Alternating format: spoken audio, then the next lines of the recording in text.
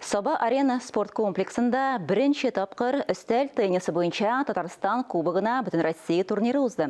Спорт чарасы интеллектуаль кимчилекләре һәм тирә хәрәкәт системасында тойпылышлары булган кешеләр өчен оештырылды.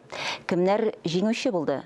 Бу турыда тулырак Саба районы коллегаларыбыз әзерләгән репортажда.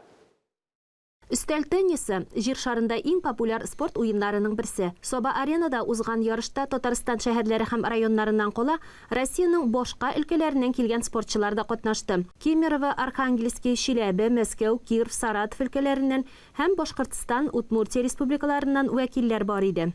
Спортсменнар шулай ук яхшы результатлар күрсәтте. Менә кичә личный соревнованияларда безнең Гороховатченко Галина исемле кыз беренче урынны яулады.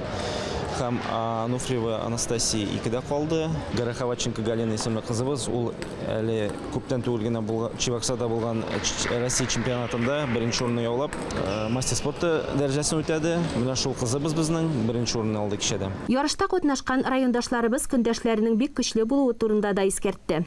Турнир так-то понравился. Соперники довольно-таки сильные.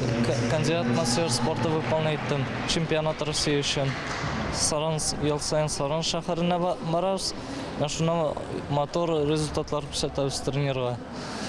Шул результатлар белән тренер да ала стипендия һәм без да алабыз. Менә шундый мотор результатлар күрсәткән өчен без тренерга бик зур рәхмәтле. Бүтән Россия ярышына Татарстан Республикасы инвалидлар спорт җәмгыяте рәисе Фәридә Сафиуллина да килгән иде.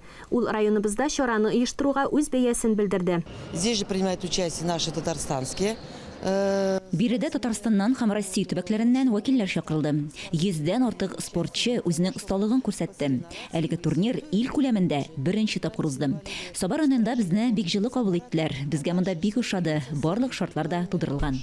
Татарстан шәһәрләре һәм районнарыннан килүчеләр дә кунакчыл сабалыларга рәхмәтле. Улар мондагы ярышта катнашучылар барсы да бик көчле. Без шушы сабалардан үзебезгә рухи көч алып, шушы балага үзенә үрнәк итеп шушы сабаларны шушылардан калмаска тырышып ярыша инде барлык ярышларда дагы. Без бик канәгать. Рәхмәт шундай ярышлар оештыручыларга. Балалар сәламәтләнсен өчен аларга яшьтән спорт һәм физкультура белән шөгыльләнергә кирәклеген бар ата-аналар да аңласыннар иде.